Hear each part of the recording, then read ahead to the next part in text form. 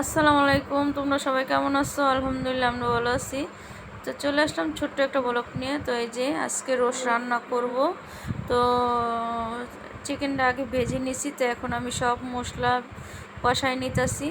তো যারা দেখা যায় নতুন বিয়ে হয়েছে, যারা পারো না তাদের জন্য সুবিধার জন্য আমি বলে দিচ্ছি। আমি পেঁয়াজটা আগে ব্রাউন কালার করে নিচ্ছি তেলে, তারপরে আদা রসুন, তারপরে হচ্ছে জিরা বাটা, বাদাম বাটা,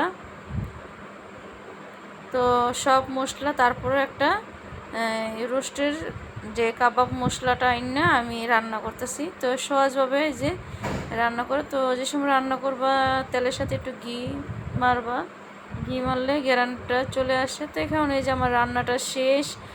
তো এই যে আমি এখন বেরেস্তা দিয়ে দিব, আগে ঘি দিছি তারপরে যে বেরেস্তা দিব। তো অসাধারণ একটা রান্না নিয়ে চলে আসলাম। তো অবশ্যই আজকে ভালো লাগলে লাইক কমেন্ট শেয়ার করবা আর সাবস্ক্রাইব করবা আর আমার পাশে থাকবা। তো চলে আসবো ছোট ছোট ভিডিও নিয়ে তোমাদের মাঝে। তো তোমরা আমাদের জন্য দোয়া করবা বেশি বেশি করে আর আমাদের সাপোর্ট করবা। তো এই যে দেখো সুন্দরভাবে রোস্টটা আমি রান্না করে এখন নামায় ফেলাইতেছি। তো আমার হয়ে গেছে, তা আমি আর অল্প সময় রাখবো।